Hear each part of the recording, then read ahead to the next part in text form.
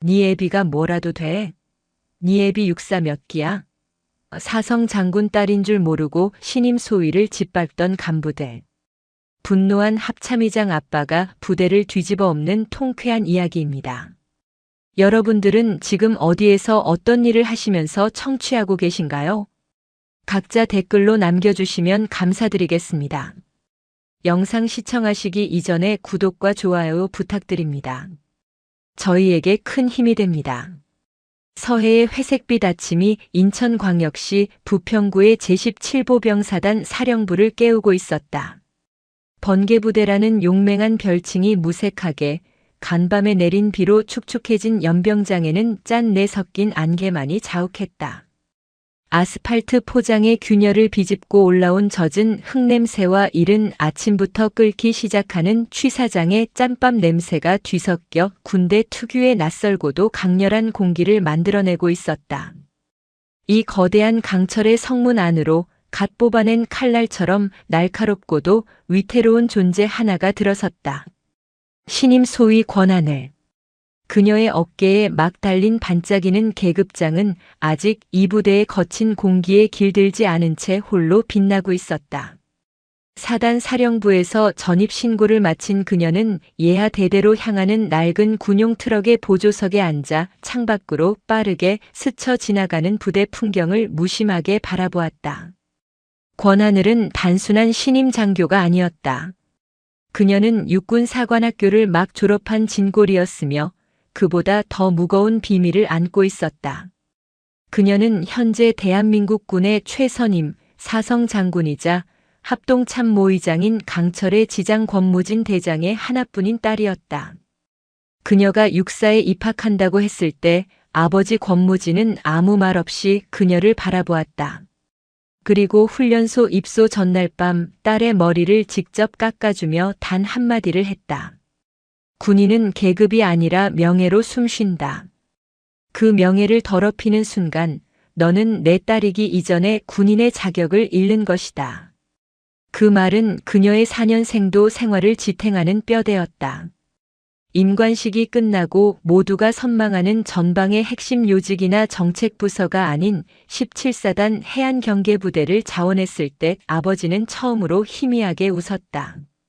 가장 낮은 곳에서 가장 무거운 것을 견뎌야 가장 높은 곳의 무게를 이해할 수 있다. 가거라. 그렇게 그녀는 스스로의 힘으로 서기 위해 아버지의 그늘을 완벽히 지우고 이곳에 왔다. 그녀의 서류에는 그저 평범한 군인 가족 출신이라고만 적혀 있었다. 누구도 그녀가 대한민국군 서열 1위의 딸이라는 사실을 알지 못했다. 트럭이 멈춘 곳은 해안 철책을 담당하는 대대 본부였다. 건물은 바닷바람에 부식되어 곳곳이 녹슬어 있었다. 충성. 소위 권하늘. 전입 신고합니다. 그녀는 대대장 마원철 중령의 사무실 문을 열고 가장 우렁찬 목소리로 경례를 붙였다. 마원철 중령은 50줄에 가까워 보이는 남자였다. 육군 사관학교 출신이라는 자부심이 하늘을 찔렀지만 수년간의 진급 실패로 인해 그 자부심은 비뚤어진 열등감으로 변질된 지 오래였다.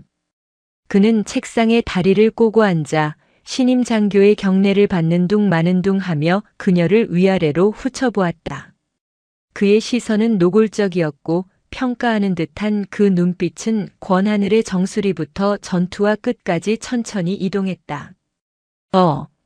앉아. 권소위라고 했나.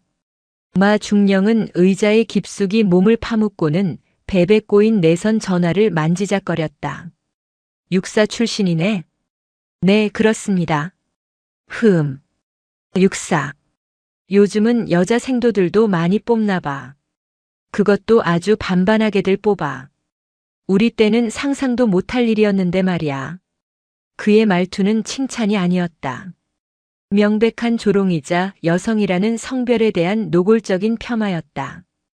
권하늘은 아래 십수를 깨물었다. 생도 시절 수없이 들었던 여생도라는 굴레가 이곳에서도 똑같이 반복되고 있었다. 인천 앞바다는 말이야, 권소위. 보기보다 거칠어. 특히 우리 구역은 밀물썰물차가 심해서 갯벌이 아주 질척하지. 발 한 번 잘못 디디면 장화가 쑥 빠져. 네 그 얇은 발목으로 버티겠어? 어떤 임무든 완수할 자신 있습니다. 하. 자신감. 좋아. 육사 애들은 그거 하나는 알아줘야지. 깡다구. 근데 말이야, 권소위. 군대는 깡다구로만 하는 게 아니야. 특히 이 부대는 더더욱. 알겠나? 마원철 중령은 갑자기 목소리를 낮췄다. 여긴 말이야, 내가 왕이야. 내 말이 곧 법이고 내 심기가 곧 부대 분위기지. 괜히 육사 나왔다고 뻣뻣하게 굴 생각 말고 알아서 잘 기어. 여자라고 봐주는 거 없어. 아니, 여자라서 더 빡세게 굴릴 거야. 그래야 공평하니까. 안 그래? 명심하겠습니다. 하늘은 감정을 지우고 기계처럼 대답했다. 가서 중대장한테 신고해. 아, 참. 너 온다고 해서 사단에서 뭐 내려온 거 없나? 그는 무언가를 기대하는 듯 했다. 권무진 의장의 딸이라는 사실을 알았다면 결코 하지 못할 질문이었다. 하늘은 그가 무엇을 원하는지 어렴풋이 짐작했지만 모르는 척했다. 별다른 지시 사항 없었습니다. 즉, 요즘 것들은 정이 없어. 가봐. 모욕적인 첫 만남이었다. 대대장실을 나온 하늘은 곧장 자신이 배속된 삼중대로 향했다. 삼중대장실은 대대본부에서 조금 떨어진 낡은 조립식 건물에 있었다. 문을 열고 들어가자 탁하고 매캐한 담배 연기와 믹스커피의 달달한 향이 뒤섞여 코를 찔렀다. 왔어? 이리 와, 이리 와. 중대장 탁기준 대위가 컴퓨터 게임 화면을 급히 끄며 그녀를 맞았다. 그는 30 중반이었지만 군복은 잔뜩 구겨져 있었고 머리에는 기름이 껴번득. 학군 사관 ROTC 출신인 그는 실력보다는 아부와 처세술로 간신히 진급을 이어가는 인물이었다. 충성. 신임 소대장 소위 권한을 신고합니다. 아이, 딱딱하게 왜 이래. 앉아. 탁 대위는 하늘의 손을 덥석 잡았다. 그리고 놓을 생각이 없는 듯 그 손을 주무르듯 꽉 잡은 채 그녀를 자리로 이끌었다. 야, 권소위. 실물로 보니 더 미인이네. 사진 보고 깜짝 놀랐잖아. 우리 중대에 이런 인재가 오다니. 이거 완전 복권 당첨인데? 하늘은 불쾌감을 감추지 않고 손을 뿌리치듯 빼냈다. 탁 대위는 멋쩍게 웃으며 제 손을 비볐다. 어허, 낯가리기는. 우리 권소위는 애인 있나? 없으면 내가 소개팅 한번 시켜줄까? 아니고 나랑 저녁에 따로 회포나 한번 푸는 거 어때? 이 부평 시내에 내가 아주 기가 막힌 횟집을 아는데. 소주 한잔하면서 군 생활 노하우도 전수해주고. 중대장님, 사적인 만남은 정중히 거절하겠습니다. 지금은 업무 파악이 우선입니다. 권하늘의 단호한 대답에 탁기준의 표정이 순간 굳어졌다. 이야, 이거. 육사 출신이라 다르긴 다르네. 뻣뻣한 거 봐. 권소위, 군 생활 편하게 하고 싶지 않아?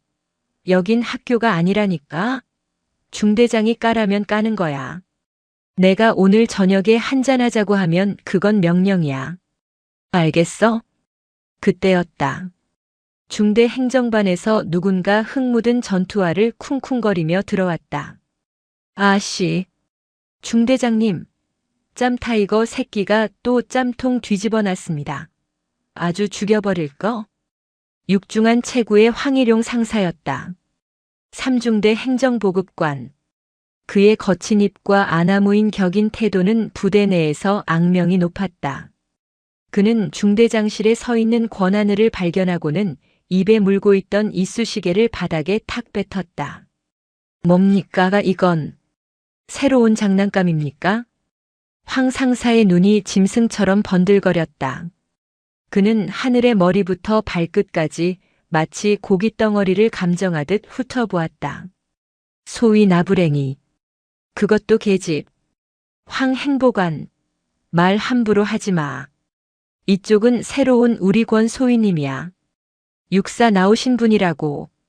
탁 대위가 황 상사를 말리는 신용을 했지만 그 말투에는 오히려 부추기는 듯한 즐거움이 묻어 있었다. 육사? 육사 하래비가 와도 여자는 여자지. 행보관님 소리 똑바로 붙여라. 그리고 너. 내일부터 아침 구보 때 나랑 같이 뛴다. 여자라고 빼줄 생각 꿈도 꾸지 마.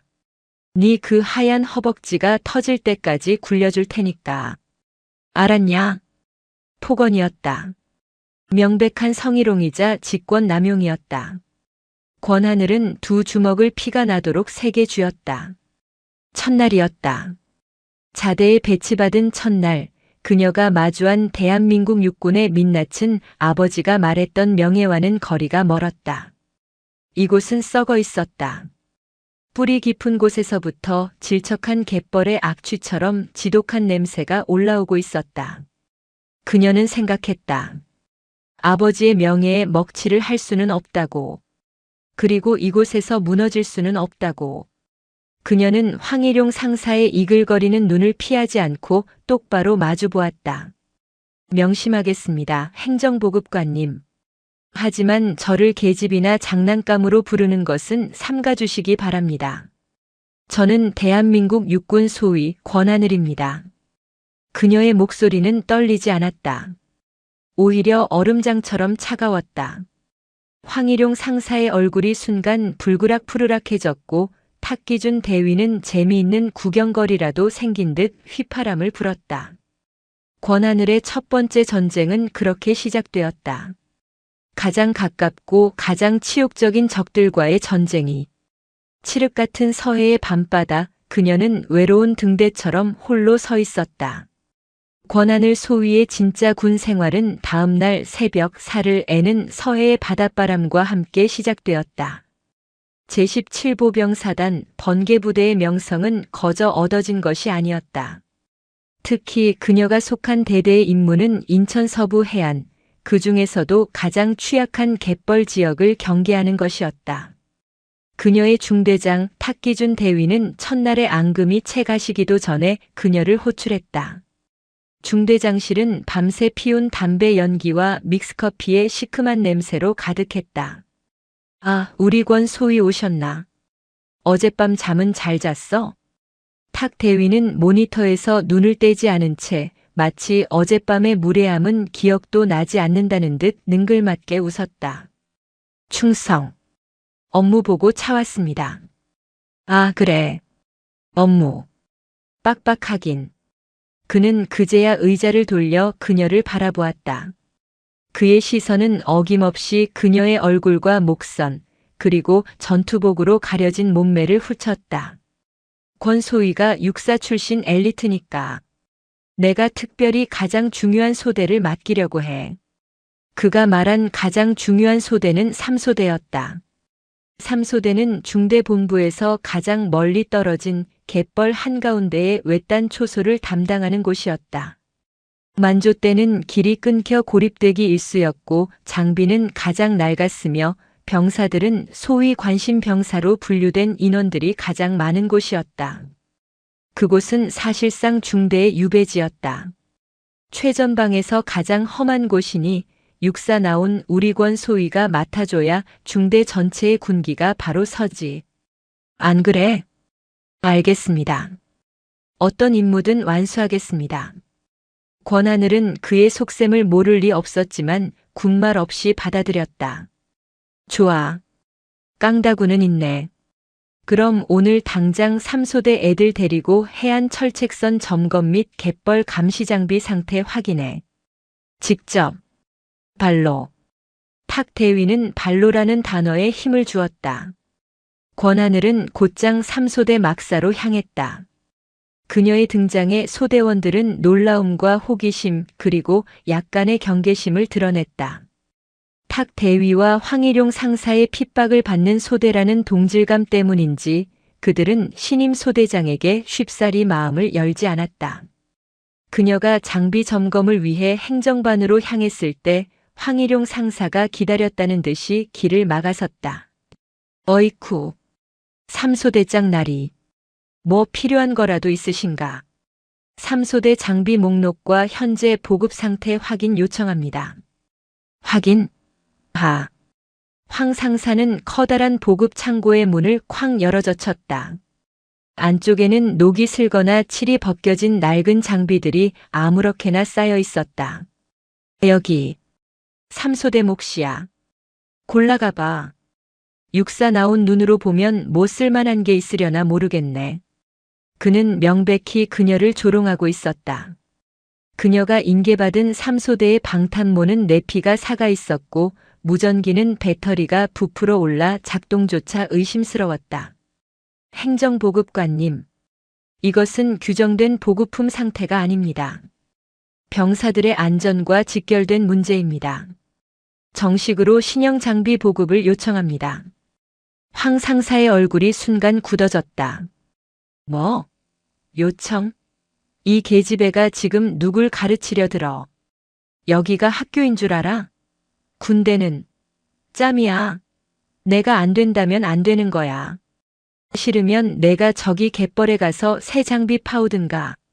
그렇다면 현 장비 상태에 대한 불량 확인서를 작성하여 대대 군수과에 정식으로 보고하겠습니다. 권하늘의 단호한 대답에 황 상사는 순간 말문이 막혔다. 보고라는 단어는 그가 가장 싫어하는 단어였다. 그는 이를 갈며 그녀를 노려보았다. 좋아. 해봐. 그 잘난 보고서가 저기 대대장실 문턱을 넘을 수 있을지 한번 보자고. 당장 삼소대 놈들 데리고 순찰이나 나가.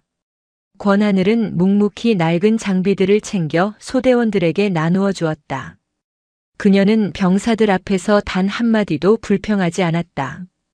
그녀는 가장 낡은 무전기를 스스로의 군장에 챙겼다. 미안하다. 지금은 이것밖에 없지만 내가 약속한다. 너희들이 더 나은 환경에서 임무를 수행할 수 있도록 내가 반드시 바꿔놓겠다. 소대원들의 눈빛이 미묘하게 흔들렸다.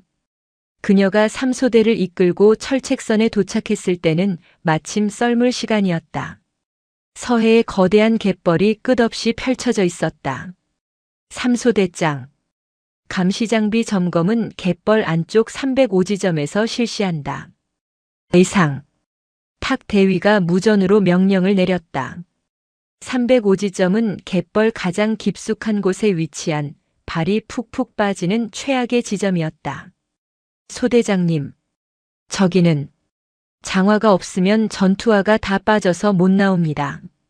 한 고참 병사가 걱정스러운 듯 말했다. 괜찮다. 내가 선두에 서겠다. 서로의 안전거리를 확보하고 내 발자국만 따라온다. 권하늘은 조금의 망설임도 없이 갯벌로 첫 발을 내디뎠다.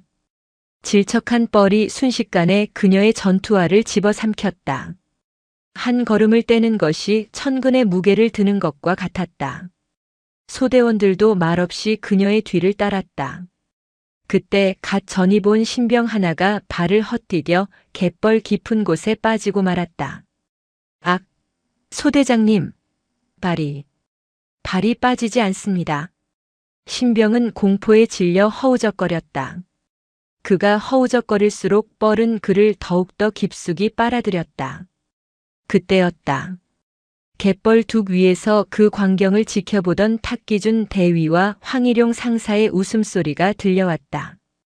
그들은 일부러 그녀를 이곳으로 보낸 것이었다. 그녀가 어떻게 망신을 당하는지 구경하러 온 것이었다. 하하, 저 꼴 좀 봐. 육사수석은 갯벌에서 수영도 잘하나? 냅둬요 중대장님. 저러다 뻘물 좀 처먹어봐야 정신을 차리지. 그들의 조롱이 바람을 타고 권하늘의 귀에 박혔다. 권하늘은 그들을 돌아보지 않았다. 그녀는 즉시 군장을 벗어던지고 밧줄을 자신의 허리에 감았다. 다른 대원들은 둑으로 이동해 밧줄을 확보한다. 내가 들어간다. 그녀는 망설임 없이 가장 깊은 뻘 속으로 몸을 날렸다. 차가운 갯벌이 그녀의 목까지 차올랐다. 그녀는 필사적으로 헤엄쳐 신병에게 접근했다. 정신 차려. 내 손잡아. 그녀는 신병의 멱살을 잡아채고 둑을 향해 소리쳤다. 당겨. 소대원들은 필사적으로 밧줄을 당겼다. 갯벌의 거대한 저항을 이겨내고 권하늘은 신병과 함께 흙탕물이 되어 둑 위로 끌어올려졌다. 그녀의 온몸은 뻘로 뒤덮여 형체를 알아볼 수 없었다. 하지만 그녀의 눈은 그 어떤 때보다도 형형하게 빛나고 있었다. 그녀는 둑 위에서 여전히 비웃고 있는 탁 대위와 황 상사에게로 망설임 없이 걸어갔다. 그녀가 걸을 때마다 뻘물이 뚝뚝 떨어졌다. 중대장님, 행정보급관님. 그녀의 목소리는 얼음장처럼 차가웠다. 임무 완수했습니다. 305지점 감시장비. 배터리 부식으로 작동 불능입니다. 그리고 3소대 신병 1명의 전투화가 갯벌에 유실되었습니다. 그녀는 숨을 골랐다. 그녀의 시선은 두 남자의 눈을 똑바로 꿰뚫었다. 이 모든 사항을 포함하여 오늘 겪은 모든 안전 위험 요소를 육하원 측에 따라 대대장님께 정식으로 보고하겠습니다. 뭐라고? 탁기준의 얼굴에서 웃음기가 사라졌다. 이 계집애가 지금 협박하는 거야? 협박이 아닙니다. 권하늘은 한 걸음 더 다가섰다. 그녀에게서는 지독한 갯벌 냄새가 풍겼다. 사실을 보고하는 것입니다. 그리고 제 소대원들의 안전을 위협하는 그 어떤 부조리도 저는 용납하지 않을 것입니다. 그녀의 그 서늘한 선전포고에 탁기준과 황일용은 생전 처음 느껴보는 당혹감과 섬뜩함에 휩싸였다. 그들은 자신들이 건드린 것이 연약한 꽃이 아니라 갯벌 속에 숨겨진 날카로운 강철이었다는 것을 어렴풋이 깨닫기 시작했다. 권하늘은 자신을 바라보는 삼소대원들을 향해 돌아섰다. 복귀한다. 그녀의 그 한마디에 소대원들은 그 어떤 구호보다도 더 큰 소리로 대답했다. 예, 알겠습니다. 그들의 눈에는 더 이상 경계심이 없었다. 그 자리에는 자신들을 위해 기꺼이 갯벌에 뛰어든 지휘관에 대한 뜨거운 신뢰가 자리 잡고 있었다. 보이지 않는 덫은 그렇게 권하늘의 정면 돌파로 인해 산산조각 나기 시작했다. 권하늘이 갯벌에서 돌아와 제출한 보고서는 대대의 파문을 일으켰다. 그것은 단순한 장비 불량 보고서가 아니었다. 305지점의 위치 선정 오류, 밀물 시간에 대한 고의적 정보 누락 의혹, 안전 장비 구명 밧줄 미지급, 그리고 낡은 장비 방치로 인한 임무 수행 불가. 그녀의 보고서는 한치의 감정도 없이 오직 육하원 측에 따른 사실과 규정 위반 사항만을 날카롭게 적시했다. 탁기준 대위와 황일용 상사는 대대장실에 불려가 불호령을 받았다. 하지만 그들이 받은 질책은 부조리 때문이 아니었다. 이 새끼들아. 신임 소위 하나 통제 못해서 이딴 종이 쪼가리가 내 책상까지 올라오게 만들어. 대대장 마원철 중령의 사무실에서 고성이 터져나왔다. 권하늘은 그 직후 대대장실로 호출되었다. 그녀는 뻘을 씻어내고 가장 각 잡힌 전투복으로 갈아입은 후였다. 충성, 소위 권하늘. 부르셨습니까? 마원철 중령은 그녀를 앉히지 않았다.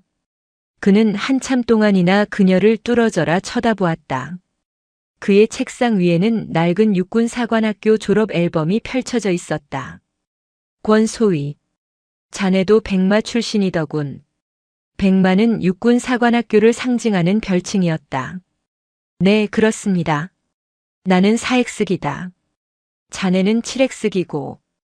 까마득한 후배지. 그의 목소리에는 자부심이 아닌 비틀어진 열등감이 배어 있었다. 그는 진급에 실패해 한직인 이 해안 대대로 밀려난 자신의 신세를 갓 임관한 후배 여군 장교 앞에서 한탄하고 있었다. 우리 때는 말이야. 육사 나왔다고 하면 다들 알아서 기었어. 육사라는 자부심이 있었지. 헌데 자네는 그 자부심을 고작 이런 보고서 나부랭이에 팔아먹는 건가? 자부심의 문제가 아닙니다. 대대장님, 규정과 원칙 그리고 병사들의 안전에 대한 문제입니다. 규정? 원칙? 마원철이 코웃음을 쳤다. 그는 앨범을 덮어버렸다. 권소위. 이 부대에서는 내가 규정이고 내가 원칙이야. 자네가 아무리 육사 수석을 했어도 여기서는 내 명령 하나의 군 생활이 끝날 수도 있어. 알겠나? 그는 서랍에서 그녀가 올린 보고서를 꺼내 그녀의 눈앞에서 갈기갈기 찢어버렸다. 이건 없던 일로 하지. 자네가 아직 뭣도 모르는 신임 장교니까 이 선배가 특별히 봐주는 거야. 탁 대위하고 황 상사한테 가서 정식으로 사과해. 그럼 없던 일로 해주지. 못합니다. 권하늘의 대답은 즉각적이었다. 뭐? 사과해야 할 사람은 제가 아니라 병사들의 안전을 위협하고 지휘관을 기만한 그 두 사람입니다. 마원철의 얼굴이 흉흉하게 일그러졌다. 그는 자신의 권위가 그것도 감히 육사 후배인 신임 소위에게 정면으로 부정당한 것에 대한 참을 수 없는 분노를 느꼈다. 좋아. 아주 좋아. 권하늘 소위. 내가 얼마나 잘났는지 내가 똑똑히 보지. 그는 비열한 미소를 지었다. 마침 잘 됐군. 오늘 저녁 대대 간부 전체 회식이 있다. 자네의 그 잘난 보고서 때문에 뒤숭숭해진 분위기를 다잡을 겸 자네 환영회도 겸사겸사하지. 그것은 명령이었다. 그리고 그 명령 속에는 갯벌보다 더 질척하고 어두운 함정이 숨겨져 있었다. 그날 저녁 부평 시내의 한 허름한 고깃집. 방 안은 자욱한 연기와 시끄러운 술잔 부딪히는 소리로 가득했다. 권하늘은 그 지옥 같은 연회의 중심에 앉아 있었다. 그녀의 양옆에는 마원철 중령과 탁기준 대위가 앉았고 맞은편에는 황일용 상사가 앉아 끊임없이 술병을 날랐다. 자, 우리 대대의 보배, 육사 나온 엘리트, 권소위를 위하여. 마원철이 일부러 큰 소리로 외치자 모든 간부들의 시선이 그녀에게 집중되었다. 권소위. 군 생활은 말이야. 이 술잔처럼 돌고 도는 거야. 혼자 뻣뻣하게 서 있으면 부러지는 거라고. 자, 이 선배가 주는 첫 잔이니까. 원샷. 마원철이 소주가 가득 담긴 잔을 내밀었다. 대대장님. 죄송하지만 저는 술을. 어허. 그녀의 말이 끝나기도 전에 황일용 상사가 끼어들었다. 이 계집애가 지금 누굴 무시하나. 대대장님이 주시는 술을 감히 거절해? 군기가 빠져도 단단히 빠졌네. 당장 잔 안 받아. 탁기준 대위는 그녀의 어깨를 감싸려는 듯 슬쩍 손을 올렸다. 아, 황 행보관님. 왜 이래? 신임 소위가 놀라잖아. 하. 권소위. 원래 군대에서는 중대장이 주는 술, 대대장이 주는 술은 약이야. 자, 나랑 먼저 러브샷 한번 할까? 그럼 대대장님도 봐주실 거야. 탁 대위가 자신의 팔을 그녀의 팔에 엮으려 했다. 명백한 성희롱이었다. 권하늘은 자리에서 벌떡 일어났다. 그녀의 손에 들려있던 물잔이 바닥으로 떨어지며 시끄러운 소리를 냈다. 그만하십시오. 방 안의 모든 소리가 순간 멈췄다. 저는 이곳에 술을 따르거나 여러분의 유흥을 돋우기 위해 임관한 것이 아닙니다. 그녀는 마원철 중령을, 탁기준 대위를, 그리고 황일용 상사를 차례로 노려보았다. 그리고 제 몸에 허락 없이 손대지 마십시오. 정적이 흘렀다. 마원철 중령의 얼굴이 불그락푸르락해졌다. 모든 간부들이 보는 앞에서 자신의 비틀어진 백마 자부심이 신임 여군 장교에게 산산조각 나는 순간이었다. 에이, 년이. 마원철이 이성을 잃고 고함을 질렀다. 니년이 뭔데 감히 내 명령을 안 들어. 내가 육사 나왔다고 뭐가 그렇게 잘났어. 그는 자리에서 일어나 그녀에게 손가락질을 했다. 네 애비가 뭐라도 돼? 육사 몇 기야, 네 애비. 장군이야? 아니면 별 볼 일 없는 대령으로 전역해서 연금이나 축내는 신세야. 말해봐. 그의 광기 어린 외침이 고깃집을 울렸다. 권하늘은 입술을 깨물었다.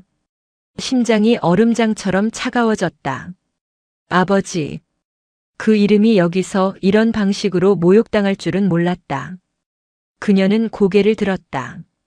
그녀의 눈빛은 더 이상 신임 소위의 그것이 아니었다. 제 아버지가 누구인지는 대대장님의 군 생활과 아무런 관련이 없습니다. 뭐? 인연이 지금. 하지만 육사의 명예는. 그녀는 방 안의 모든 간부들을 향해 말했다. 선배라는 이름으로 후배 장교에게 폭언을 일삼고 성희롱을 방관하며 부조리를 원칙과 규정이라 포장하는 당신들 같은 사람들 때문에 실추되고 있는 겁니다. 전연 당장 끌어내. 마원철이 고함을 쳤고 황희룡이 그녀의 팔을 잡으려 달려들었다. 권하늘은 그의 손을 뿌리쳤다. 복귀하겠습니다. 그녀는 그 지옥 같은 연회장을 뒤로하고 문을 나섰다. 등 뒤로 마원철의 저주 어린 고함 소리가 쫓아왔다. 좋아, 권하늘. 내가 오늘 나를 모욕했어. 내 군 생활 내가 반드시 끝장내주마. 당장 전연 보직 해임시켜. 아니, 징계위원회에 회부해. 상관 모욕죄로. 썩은 뿌리의 연회는 그렇게 파국으로 끝났다. 권하늘은 부평의 차가운 밤거리로 걸어 나왔다. 그녀는 자신의 명예뿐만 아니라 아버지의 명예까지 걸고 싸워야 함을 깨달았다. 그녀의 진짜 전쟁은 이제부터 시작이었다. 권하늘이 삼중대 소대장으로 부임한 지 한 달이 지났다. 그 한 달은 지옥의 시간을 압축해 놓은 듯 했다. 서해의 거친 바닷바람은 그녀의 뺨을 말 그대로 갈겼지만 그보다 더 혹독한 것은 내부에서 불어오는 비열한 바람이었다. 첫날의 예감은 틀리지 않았다. 탁기준 대위와 황희룡 상사는 거대한 거미줄을 치듯 조직적이고 교묘하게 그녀를 고립시켰다. 시작은 훈련이었다. 자, 오늘 아침 구보. 갯벌 횡단 코스다. 황희룡 상사는 이른 새벽 막사 앞에 소대원들을 집결시켜 놓고 기괴한 명령을 내렸다. 부대에는 정규 훈련 코스가 있었지만 그는 굳이 만조가 막 지나가 뻘이 가장 질척한 해안가로 병사들을 이끌었다. 행정보급관님. 정규 코스가 아닌 갯벌 구보는 병사들의 안전에 위험이 따릅니다. 전투화와 군장이 갯벌에 빠지면 부상 위험이 높습니다. 권하늘이 공손하지만 단호하게 이의를 제기했다. 황 상사는 기다렸다는 듯이 누런 이를 드러내며 웃었다. 어이쿠. 우리 육사 나오신 소위 나으리. 벌써부터 쫄았나? 책상 앞에서 배운 전술이 이거랑 같아? 군인은 말이야, 똥물에서도 구를 줄 알아야 하는 거야. 너, 권하늘 소위. 네가 선두에 서. 네 그 하얀 낯짝이 뻘에 처박히는 꼴을 봐야 병사들 군기가 들지. 그것은 훈련이 아닌 명백한 사적 괴롭힘이었다. 하지만 하늘은 물러서지 않았다. 알겠습니다. 제가 선두에 서겠습니다. 그녀는 가장 먼저 갯벌로 뛰어들었다. 전투화는 순식간에 발목까지 푹푹 빠졌다. 한 걸음을 내딛는 것이 천근의 무게를 드는 것과 같았다. 병사들은 사색이 되어 그녀의 뒤를 따랐다. 황 상사는 뒤에서 팔짱을 낀 채 소리를 질러댔다. 느려. 개집애처럼 꼼지락거리지 말고 뛰어. 권소위, 너 똑바로 못해? 그따위 체력으로 육사는 어떻게 졸업했어? 권하늘은 이를 악물었다. 갯벌에 짠물과 땀이 뒤섞여 턱을 타고 흘러내렸다. 그녀는 포기하지 않았다. 생도 시절 40kg 군장을 메고 200리기를 행군했던 기억을 떠올렸다. 이 정도는 아무것도 아니어야 했다. 그녀는 오히려 속도를 높였다. 그녀의 도끼에 찬 눈빛을 본 소대원들도 말없이 그녀를 따랐다. 왕복 5km에 달하는 갯벌 구보가 끝났을 때 모두의 군복은 뻘로 뒤덮여 원래 색을 알아볼 수 없었다. 황 상사는 생각보다 잘 버텨낸 권하늘이 못마땅한 듯 혀를 찼지만 더는 트집을 잡지 못했다. 하지만 탁기준 대위의 방식은 달랐다. 그는 더 교활했다. 권소위, 요즘 해안 경계가 아주 중요해. 알지? 북쪽 애들이 언제 튀어나올지 몰라. 그래서 말인데 권소위가 우리 중대에서 제일 똘똘하니까 제일 중요한 구역을 맡아줬으면 좋겠어. 그가 그녀에게 배정한 곳은 까치발 초소라고 불리는 가장 외지고 험한 절벽 위 초소였다. 야간에만 운영되는 그곳은 다른 초소와 2시간 거리로 떨어져 있어 사실상 고립된 지점이었다. 특별히 권소위는 야간 순찰을 전담해줘. 매일 밤. 중대장이 믿는 거 알지? 명령이었다. 소대장에게 매일 밤, 그것도 특정 초소의 순찰을 전담시키는 것은 명백한 규정 위반이자 부당한 업무 지시였다. 소대장은 소대 전체를 지휘 통제해야지 특정 구역의 순찰병이 아니었다. 중대장님, 제 소대의 지휘 통제에 공백이 생길 수 있습니다. 어허. 권소위, 자꾸 토를 달래? 내가 다 생각이 있어서 그러는 거야. 까라면 까. 육사 나왔다고 별거 있어? 명령 불복종이야? 그날부터 권하늘의 밤낮은 완벽히 뒤바뀌었다. 새벽 1시. 인천 앞바다는 모든 빛을 삼킨 듯 칠흑 같았다. 파도 소리만이 거대하게 울려 퍼지는 해안 철책선을 따라 권하늘이 홀로 걷고 있었다. 그녀의 소총 K2의 차가운 쇠붙이 감촉이 손바닥에 선명했다. 까치발 초소로 가는 길은 험했다. 그녀는 손전등조차 켜지 못했다. 적에게 노출될 수 있다는 이유도 있었지만 탁 대위가 야간 시야 적응 훈련이라는 명목으로 불빛 사용을 금지했기 때문이다. 그녀는 오로지 달빛과 감각의 의지에 젖은 바위와 덤불을 헤치고 나아갔다. 발을 헛디뎌 무릎이 깨지는 것은 일상이었다. 그렇게 1시간을 걸어 도착한 초소. 그곳에서 근무하는 병사들은 신임 소대장의 방문에 놀라면서도 이내 안쓰러운 표정을 지었다. 그들 역시 이 부조리한 상황을 알고 있었다.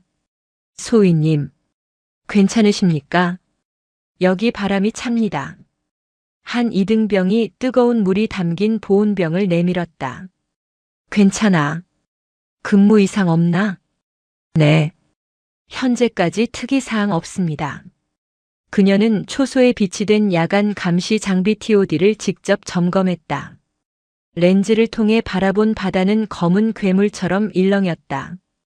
그녀는 이 작은 초소에서 홀로 밤을 새우는 병사들의 어깨를 두드려 주었다. 고생이 많다. 조금만 더 힘내자. 내가 매일 올게. 소위님, 안 오셔도 됩니다. 너무 위험합니다. 아니, 올 거야. 너희들만 고생시킬 수는 없지. 그녀의 이런 모습은 소대원들의 마음을 조금씩 움직였다. 그들은 육사 나온 잘난 여자 장교가 아니라 우리와 함께 고생하는 소대장으로 그녀를 보기 시작했다.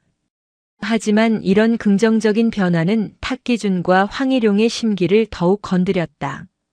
며칠 뒤 중대 전체 회식이 잡혔다. 부대 밖 부평 시내의 한 고깃집이었다. 술을 강권하는 문화가 여전한 곳이었다. 자, 우리 삼중대의 꽃, 권소위를 위하여. 탁기준 대위가 기름 묻은 손으로 잔을 높이 들었다. 회식 자리는 처음부터 권하늘을 표적으로 삼고 시작된 듯 했다. 권소위, 중대장이 주는 술은 약이야, 약. 원샷. 황일용 상사가 소주병을 들고 와 그녀의 잔을 넘치도록 채웠다. 행정보급관님, 저는 술을 잘 마시지 못합니다. 음료수로 대신하겠습니다. 뭐? 이 계집애가 지금 누굴 무시하나? 군대에서 못한다가 어딨어? 안 한다지. 네가 지금 중대 간부들 다 무시하는 거야? 황 상사가 버럭 소리를 질렀고 시끄럽던 식당이 순간 조용해졌다. 모든 시선이 하늘에게. 죄송합니다. 하지만 강요하지 말아 주십시오. 강요? 이게 강요로 보여? 이게 다 너 이뻐서 그러는 거 아냐? 육사 나왔다고 콧대만 높아져 가지고. 너 같은 년은 좀 밟혀봐야 정신을 차리지. 황 상사의 폭언이 이어지자 탁기준 대위가 짐짓 말리는 척 나섰다. 아, 황 행보관. 왜 이래? 신임 소위가 놀라잖아. 하. 권 소위. 황 행보관이 좀 거칠어도 속은 안 그래. 자, 그럼 이렇게 하자. 중대장 체면 한번 세워줘. 나랑 둘이 러브샷. 어때? 이거 한 잔이면 황 행보관도 조용해질 거야. 러브샷이라는 단어에 식당 안에 다른 간부들이 휘파람을 불며 환호했다. 그것은 명백한 성희롱이었다. 권하늘은 자리에서 일어났다. 그녀의 얼굴은 분노로 차갑게 식어 있었다. 저는 술을 따르거나 중대장님의 유흥을 돕기 위해 임관한 것이 아닙니다. 또한 제 소대원들 앞에서 저를 모욕하는 것을 더는 참지 않겠습니다. 그녀는 탁 대위와 황 상사를 노려보며 말을 이었다. 먼저 복귀하겠습니다. 그녀가 뒤돌아 식당을 나가려 할 때였다. 전연잡아. 군기가 빠져도 단단히 빠졌네. 황 상사가 그녀의 팔을 낚아채려 했지만 하늘은 반사적으로 그의 손을 뿌리쳤다. 몸에 손대지 마십시오. 뭐야? 이 계집애가. 일촉즉발의 상황. 그때 탁기준이 낮은 목소리로 말했다. 황 행보관. 냅둬. 가라고 해. 대신. 탁기준은 권하늘의 뒷모습을 향해 살기 어린 목소리로 속삭였다. 대신 내일부터는 오늘보다 100배는 더 재미있어질 거야, 권소위. 아주 기대하라고. 그것은 갯벌에 핀 독초가 내뿜는 달콤하지만 치명적인 도끼였다. 권하늘은 그 도끼 어린 위협을 뒤로하고 어두운 부평의 밤거리로 걸어 나왔다. 그녀의 군 생활은 이제 막 가장 어두운 터널로 진입하고 있었다. 회식 자리에서의 공개적인 반항은 권하늘을 정상적인 방법으로는 다룰 수 없는 눈엣가시 같은 존재로 확고히 못 박았다. 탁기준 대위와 황일용 상사의 괴롭힘은 더욱 노골적이고 치졸해졌다. 하지만 그들의 괴롭힘은 교활하게도 업무와 훈련이라는 이름표를 달고 자행되었다. 그녀의 소대에는 온갖 잡무가 할당되었다. 대대에서 가장 낡고 고장이 잦은 장비들이 그녀의 소대로 배급되었고 보급품은 항상 마지막 순서로 밀렸다. 황일용 상사는 사격 훈련이라도 있는 날이면 일부러 탄약이 엉키거나 불량이 의심되는 탄통을 그녀의 소대 사로에 밀어넣었다. 권소위. 니네 소대는 왜 이렇게 불량률이 높아? 소대장이 육사 나왔다면서 병사들 관리를 이따위로 해. 기본이 안 되어 있잖아, 기본이.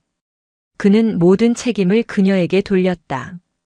권하늘은 묵묵히 밤을 새워가며 고장난 장비들을 수리하고 병사들을 다독이며 훈련에 임했다. 그녀의 소대원들은 오히려 이런 부당한 처사에 분노하며 소대장을 중심으로 똘똘 뭉치기 시작했다. 이런 미묘한 변화를 감지한 인물이 있었다. 바로 대대장 마원철 중령이었다. 마원철 중령은 자신의 관할 구역에서 잡음이 이는 것을 극도로 혐오했다. 특히 육사 후배인 탁기준이 신임 여군 장교 하나를 제대로 통제하지 못한다는 보고는 그의 심기를 심각하게 건드렸다. 그는 자신이 직접 나서야겠다고 판단했다. 어느 날 오후 대대 전술 훈련이 한창일 때였다. 마원철 중령이 예고 없이 삼중대 훈련장을 찾았다. 대대장님 오셨습니다. 전체 차려. 황일용 상사가 목청을 높였다. 훈련에 몰두해 있던 권하늘과 소대원들이 급히 정렬했다. 마원철 중령은 뒷짐을 진 채 천천히 하늘의 소대 앞을 어슬렁거렸다. 그는 흙먼지가 묻은 병사들의 전투복을 하나하나 훑어보더니 권하늘 앞에 섰다. 권소위. 네, 대대장님. 훈련은 할 만한가? 최선을 다하고 있습니다. 최선? 하. 마원철 중령이 코웃음을 쳤다. 그는 갑자기 하늘의 소총을 낚아채듯 빼앗아 들었다. 그리고는 놀이쇠를 후퇴시켜 약실을 확인하는 척하더니 그대로 총구를 바닥에 내리찍었다. 이게 최선인가? 총기 수입 상태가 이 모양인데? 어디서 갯벌 냄새가 진동을 해? 육사에서는 이따위로 가르치던가. 내가 생도 때 배운 게 고작 이거야? 명백한 트집이었다. 해안 부대의 총기는 매일 닦아도 바닷바람에 쉽게 녹이 슬기 마련이었고 훈련 중인 총기는 흙먼지가 묻는 것이 당연했다. 죄송합니다. 즉시 시정하겠습니다. 시정? 말은 청산유수야. 내가 보니 권소위는 군인으로서의 기본 자세가 안 되어 있어. 얼굴에 분칠하고 멋이나 부리러 군대에 왔나? 그는 모든 병사가 지켜보는 앞에서 그녀의 인격을 모독했다. 너희 소대. 전원 완전 군장하고 저기 305고지까지 5회 왕복 실시. 소대장이란 게 저 모양이니 병사들까지 빠져가지고. 권소위, 너는 맨 앞에서 2배로 뛰어. 부당한 얼차려였다. 하지만 하늘은 군말 없이 가장 먼저 군장을 꾸렸다. 그날 저녁 훈련과 얼차려로 녹초가 된 하늘은 대대장실로 호출되었다. 들어오라. 마원철 중령은 책상에 앉아 위스키가 담긴 듯한 유리잔을 돌리고 있었다. 군대 내에서 그것도 근무 시간에 버젓이 음주를 하고 있는 모습이었다. 권하늘 소위. 앉아. 아닙니다. 서 있겠습니다. 어허. 깡다구는. 앉으라니까.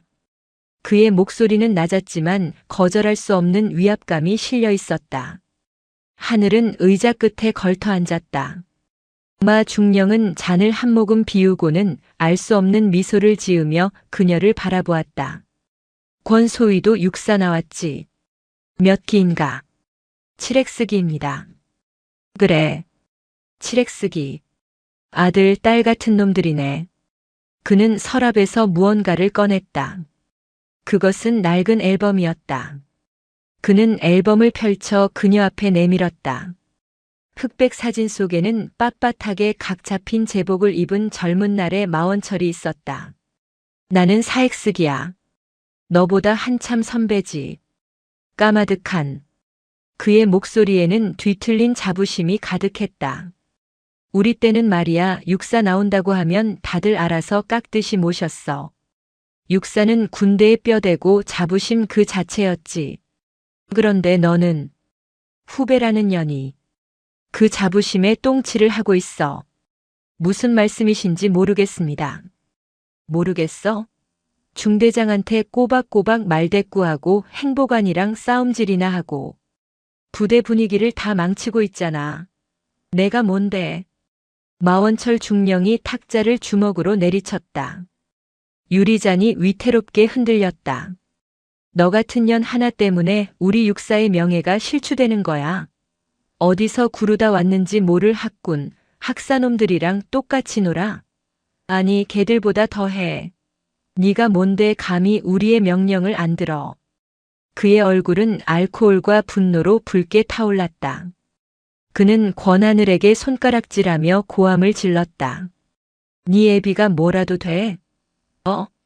육사 몇 기야, 네 애비. 장군이야?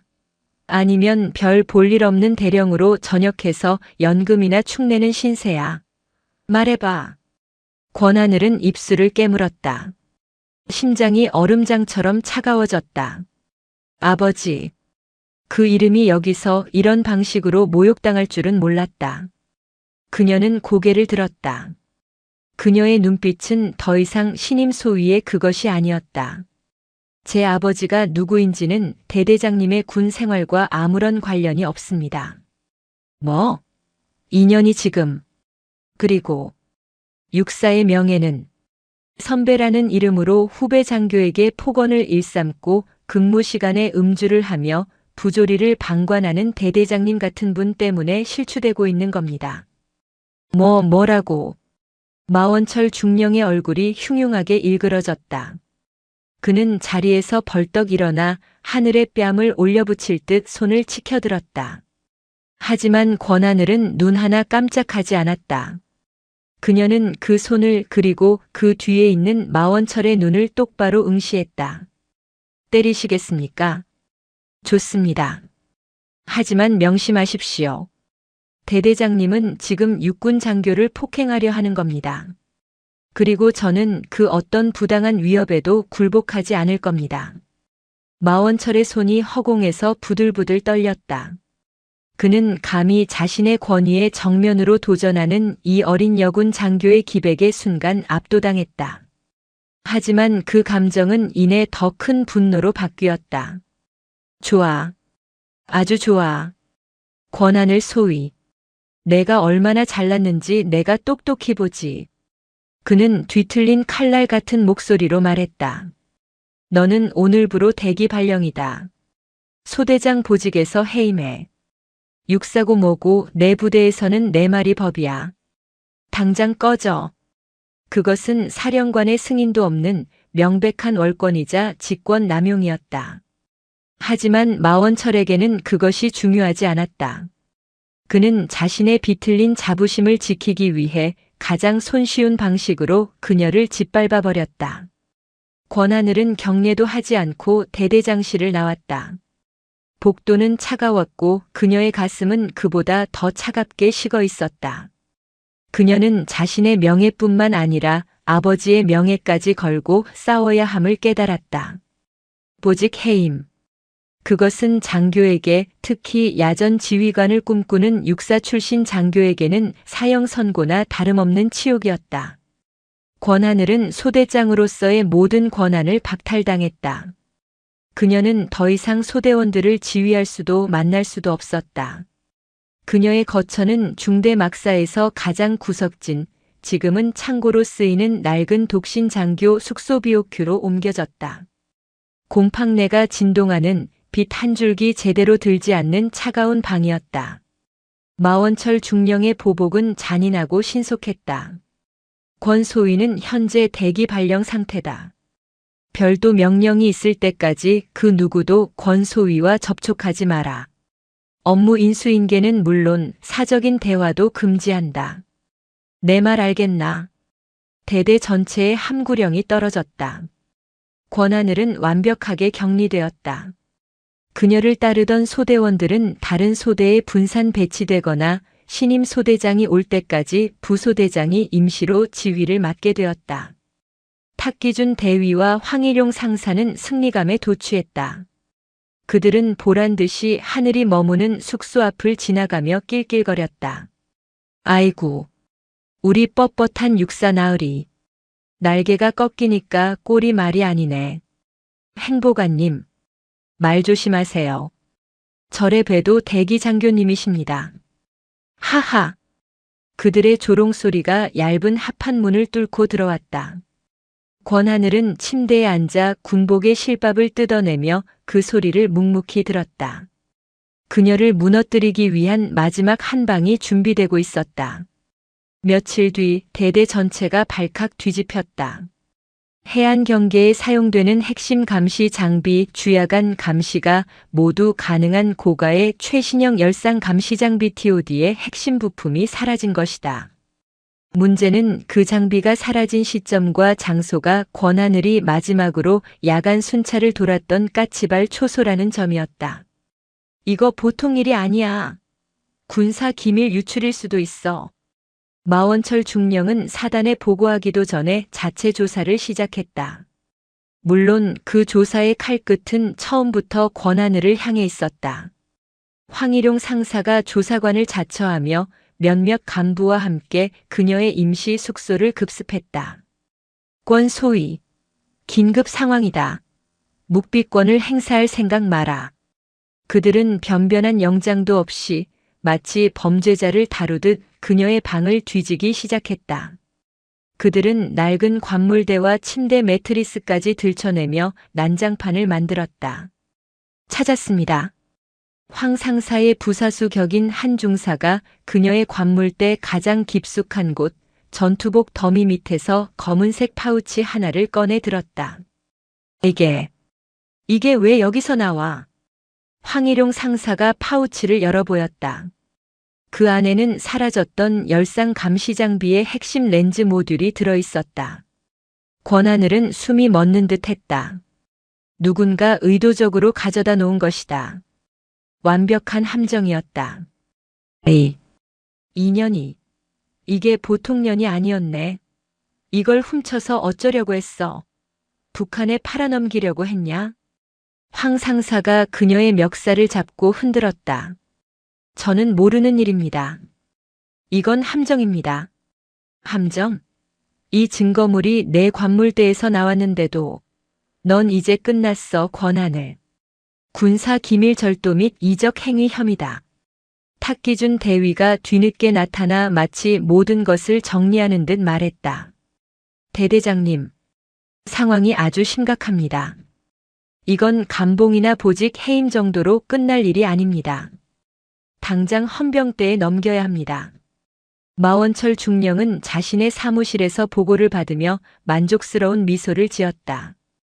그래. 헌병대에 인계해. 육사 출신이든 뭐든 죗값은 치러야지.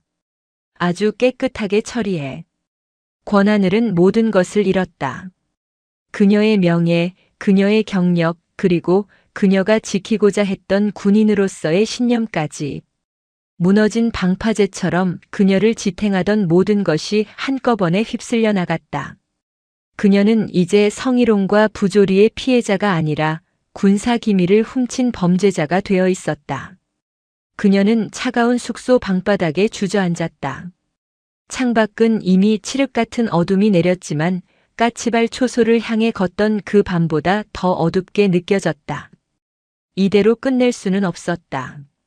이대로 아버지의 얼굴에 먹칠을 하고 이 비열한 자들의 승리를 인정할 수는 없었다. 그녀는 4년의 생도 생활과 임관식에서 했던 조국을 향한 맹세를 떠올렸다. 그녀는 군인이었다. 권하늘은 떨리는 손으로 자신의 개인 휴대폰을 집어들었다. 자대에 온 이후 단 한 번도 사적인 용무로 사용하지 않았던 전화기였다. 그녀는 주소록을 열었다. 수백 개의 연락처 중 그녀가 결코 업무적인 일로 누르고 싶지 않았던 단 하나의 이름이 있었다. 아버지. 그녀의 엄지손가락이 통화 버튼 위에서 잠시 머뭇거렸다. 이 전화를 거는 순간 그녀가 스스로의 힘으로 서겠다던 다짐은 무너지는 것이었다. 권무진의 딸이 아닌 권하늘 소위로 인정받겠다던 결심은 물거품이 되는 것이었다. 하지만 지금은 달랐다. 이것은 개인의 실패가 아니었다. 이것은 썩어버린 군의 일부가 명예 그 자체를 더럽히는 현장이었다. 아버지가 그녀에게 말했던 명예로 숨쉬는 군인의 가치가 이 부평의 갯벌에서 썩은 악취와 함께 짓밟히고 있었다. 그녀는 더 이상 망설이지 않았다. 그녀는 통화 버튼을 힘주어 눌렀다. 신호음이 몇 번 울리고 이내 대한민국에서 가장 바쁘고 무거운 책임을 짊어진 남자의 목소리가 들려왔다. 언제나처럼 차분하고 낮은, 그러나 모든 것을 꿰뚫어 보는 듯한 목소리였다. 하늘이냐? 권하늘은 터져나오려는 울음을 간신히 삼켰다. 그녀의 목소리는 갯벌의 거친 바람처럼 갈라져 나왔다. 아버지, 저 하늘이에요. 단 한 번도 군대 일로 아버지를 찾지 않았던 딸의 목소리. 그 목소리에 담긴 절박함과 억울함, 그리고 강철 같은 분노를 권무진 대장은 즉시 알아차렸다. 무슨 일이냐? 천천히 말해라. 아버지, 저 17사단입니다. 그녀는 자신이 겪었던 모든 일, 탁기준의 성희롱, 황희룡의 폭언, 그리고 마원철의 부조리와 직권 남용, 그리고 지금 이 순간 자신이 처한 함정까지 모든 것을 낱낱이 고했다. 전화기 저편에서 긴 침묵이 흘렀다.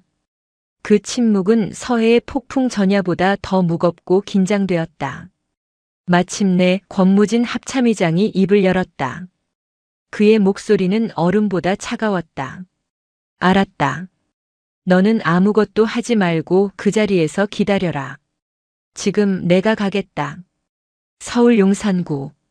대한민국 국방의 심장부인 합동참모본부 의장실. 시계의 초침 소리만이 거대하게 울리는 그 방에서 권무진 대장은 수화기를 내려놓았다.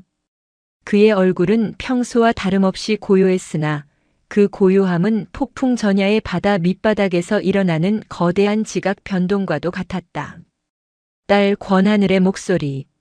억눌린 분노와 수치심 그리고 마지막까지 놓지 않으려 했던 군인으로서의 자존심이 뒤섞인 그 목소리가 그의 귓가에, 아니 심장에 날카로운 파편처럼 박혀 있었다.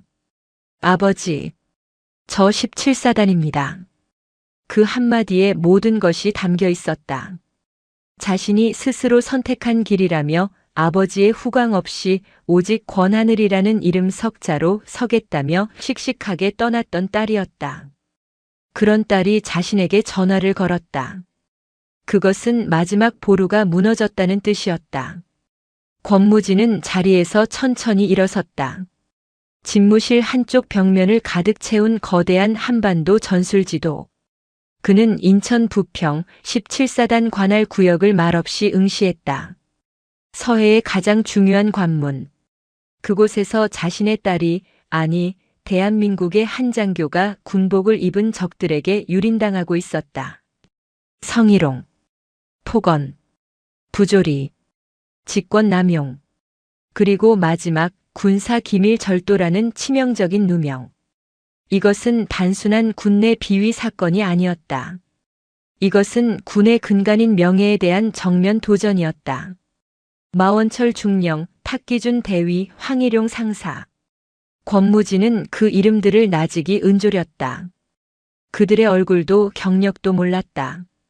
하지만 그는 그들이 어떤 부류의 인간인지 정확히 알 수 있었다. 그들은 군복을 입은 기생충이었다. 명예를 좀먹고 부하들의 피를 빨아먹으며 연명하는 자들. 그리고 그들은 감히 권무진의 딸을 건드렸다. 아니, 권무진이 평생을 바쳐 지켜온 군인의 명예 그 자체를 건드렸다.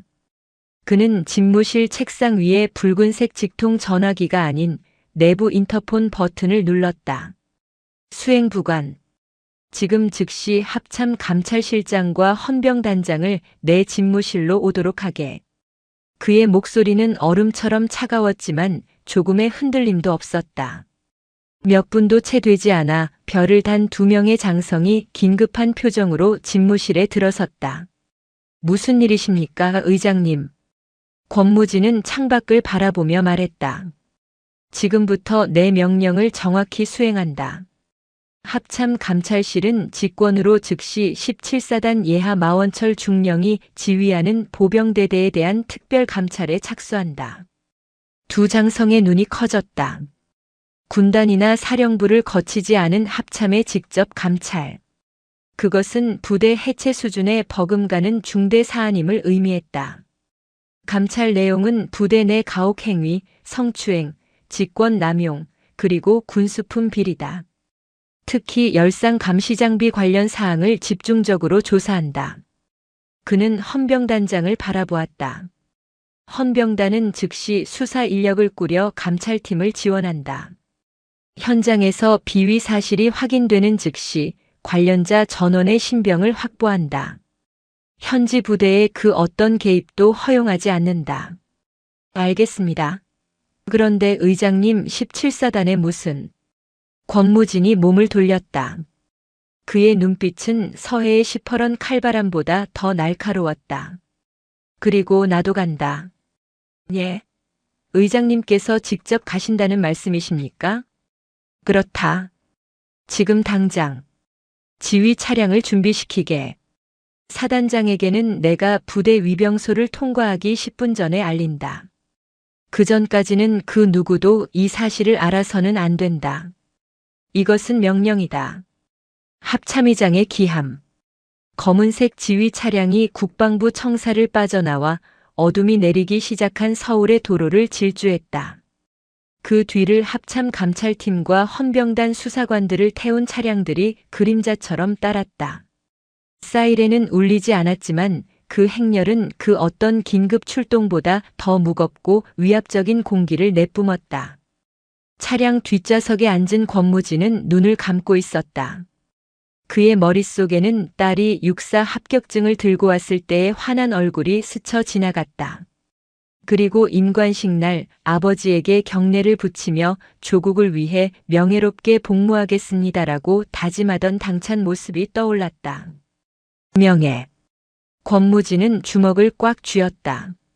그 명예를 짓밟은 자들에게 강철의 지휘관이 무엇을 할 수 있는지 분명히 보여주어야 했다. 같은 시각 인천 부평의 17사단 예하대대. 대대장 마원철 중령의 사무실에서는 웃음소리가 흘러나오고 있었다.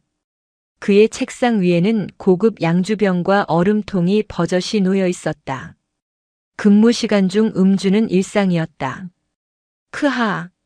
대대장님, 이번에 아주 제대로 한 건 하셨습니다. 탁기준 대위가 기름진 손으로 닭다리를 뜯으며 아첨을 떨었다. 그 맹랑한 년. 지가 육사 나왔다고 얼마나 뻣뻣하게 굴었습니까? 이제 헌병대에 넘어가면 불명의 전역은 기본이고 간방까지 가겠지요. 황일용 상사도 옆에서 거들었다. 제가 뭘 했습니까? 계집은 밟아줘야 마시라고. 감히 행보관한테 눈을 똑바로 뜨고 대들어 아주 싹을 잘라버렸습니다. 마원철 중령은 위스키 잔을 천천히 돌리며 만족스러운 미소를 지었다. 탁 대위. 황 행보관. 이번 일 처리 아주 깔끔했어. 특히 그 열상 감시장비 말이야. 아주 절묘했어. 하하. 그들은 권하늘을 쫓아내기 위해 실제로는 자신들이 빼돌려 암시장에 팔아넘기려던 장비의 부품을 그녀의 관물대에 숨겨두었던 것이다. 부대의 모든 치부를 덮어줄 희생양이 필요했고 권하늘은 완벽한 먹잇감이었다. 이제 그년 애비가 누군지 알아볼 필요도 없게 됐어. 육사 몇 기? 하. 끼케야 퇴역한 대령 나부랭이나 되겠지.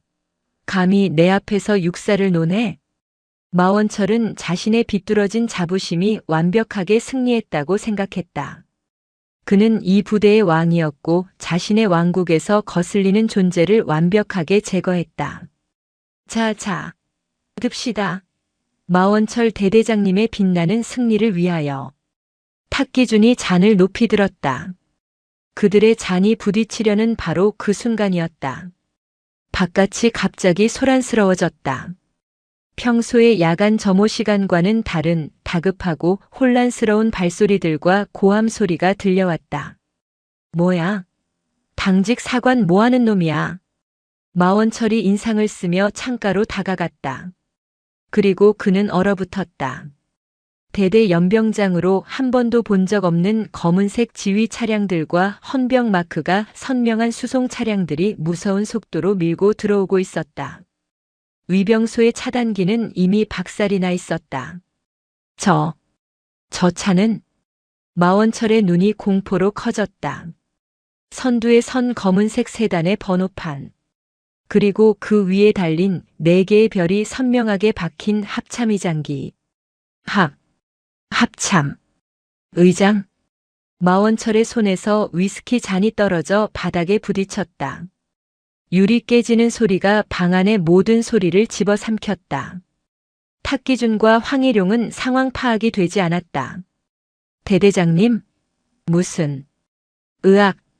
사무실 문이 거칠게 열리고 낯선 전투복을 입은 합참 헌병들이 들이닥쳤다. 그들은 완전 무장을 하고 있었고 그들의 눈에는 일말의 망설임도 없었다. 뭐야 너희들. 소속이 어디야? 여긴 17사단이야. 황일용이 본능적으로 소리를 질렀지만 헌병은 개머리판으로 그의 복부를 가격했다. 합참의장님 명령이다. 이 시간부로 본 대대 전 간부는 무장 해제하고 연병장에 집합한다. 저항하는 자는 현행범으로 체포한다. 그리고 복도에서 무겁고 일정한 군화 소리가 들려왔다. 마원철은 숨을 쉴 수 없었다. 술 기운이 순식간에 날아갔다. 온몸에 피가 얼어붙는 것 같았다. 사무실 문 앞에 대한민국군 서열 1위 사성 장군 권무진 합참의장이 서 있었다. 그의 분노는 불꽃처럼 타오르는 것이 아니었다. 그것은 모든 것을 얼려버리는 극한의 한기였고 모든 것을 짓뭉개버리는 심해의 수압이었다. 권무진은 술 냄새와 기름 냄새가 진동하는 방 안을 천천히 훑어보았다. 그리고 바닥에 나뒹구는 위스키병과 공포에 질려 사시나무 떨듯 떠는 3명의 군인을 바라보았다. 그의 입이 천천히 열렸다. 대한민국 육군 참으로 장관이군. 권무진 합참의장의 목소리는 크지 않았지만 대대장실의 공기를 찢고 그 자리에 있는 모든 이들의 고막을 후벼 팠다. 마원철 중령은 자신이 꿈을 꾸고 있기를 바랐다. 합참의장. 텔레비전 화면이나 국군의 날 행사에서나 멀리서 볼 수 있었던 이 나라 군의 정점이 왜 자신의 초라한 대대 사무실에, 그것도 이 최악의 순간에 강림했는지 도무지 이해할 수 없었다. 충성. 의장님. 어쩐 일로 이 누추한 곳까지. 미리 연락이라도 주셨으면. 마원철은 부들부들 떨리는 손으로 경례를 붙이려 했지만 권무진은 손을 들어 그의 경례를 막았다. 그 동작에는 경멸이 담겨 있었다. 연락을 했으면 이 꼴을 볼 수 있었겠나. 권무진은 책상 위에 놓인 양주병을 노려보았다. 근무 시간 중 음주. 군 기강이 말이 아니군. 17사단장은 지금 어디에 있나? 그것이. 사단장님께서는. 됐다. 곧 오겠지. 권무진은 더 이상 그들에게 눈길도 주지 않고 함께 들어온 합참 헌병단장에게 명령했다. 지금 즉시 저기 창고로 쓰이는 숙소에 대기 중인 권하늘 소위를 이리로 데려오게. 정중히. 모셔와. 권하늘 소위. 그 이름이 권무진의 입에서 나오는 순간 마원철과 탁기준, 황일용의 얼굴은 백지를 넘어 잿빛으로 변했다. 수만 가지의 끔찍한 가능성들이 그들의 머릿속을 스쳐 지나갔다. 설마. 아닐 것이다.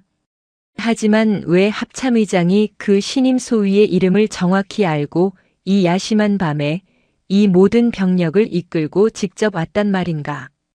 잠시 후 헌병의 호위를 받으며 대대장실로 들어선 권하늘은 며칠 만에 마주한 아버지의 모습에 순간 울컥했지만 이를 악물었다. 지금은 울 때가 아니었다. 그녀는 각 잡힌 군인의 모습으로 거수 경례를 붙였다. 충성. 소위 권하늘. 부르셨습니까? 권무진은 딸을 바라보았다. 며칠 사이 헬쑥해진 얼굴, 군복은 흙먼지로 더러워져 있었지만 그 눈빛만은 생도 시절 그대로 꺾이지 않은 불굴의 의지로 빛나고 있었다. 그는 고개를 끄덕이며 딸의 경례를 받았다.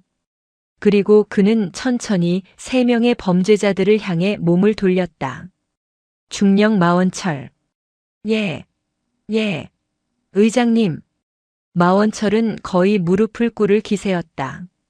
내 놈이 육군사관학교 사익쓰기라고 했더군. 예. 그렇습니다. 의장님. 마원철은 순간 희망을 보았다.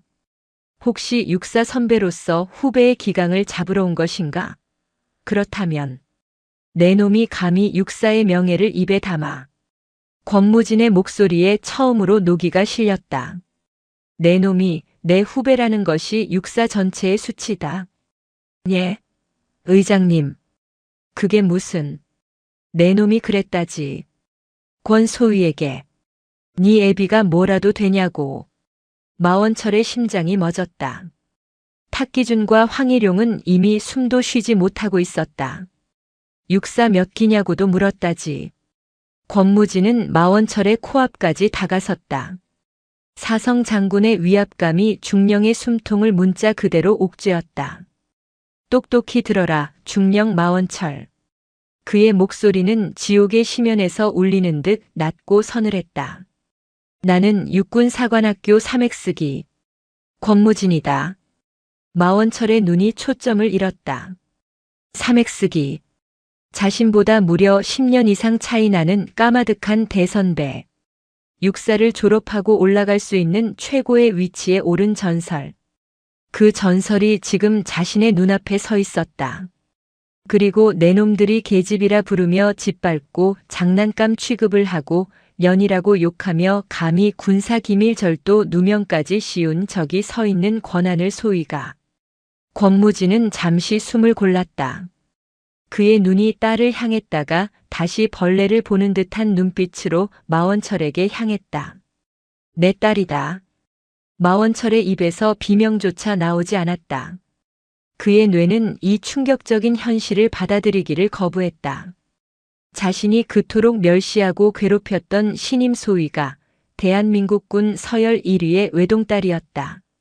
자신이 퇴역한 대령 나부랭이일 것이라 조롱했던 그 애비가 바로 합참의장 본인이었다. 아. 마원철은 다리가 풀려 그대로 바닥에 주저앉았다. 그의 비뚤어진 자부심, 그가 쌓아 올린 썩은 왕국이 산산조각 나는 순간이었다. 살려주십시오. 의장님, 몰랐습니다. 정말 몰랐습니다.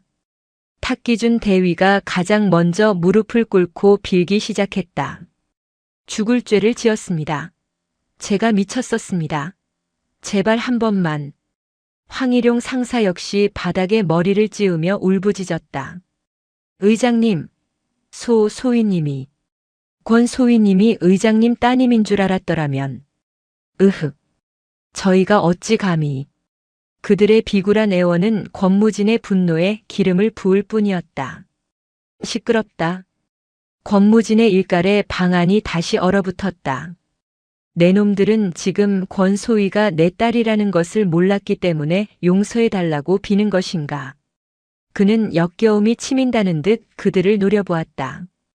그렇다면 내 딸이 아니었다면, 그저 힘없고 빽없는 평범한 부하 장교였다면 내 놈들의 그 추악한 짓거리가 용서받을 수 있다는 말인가.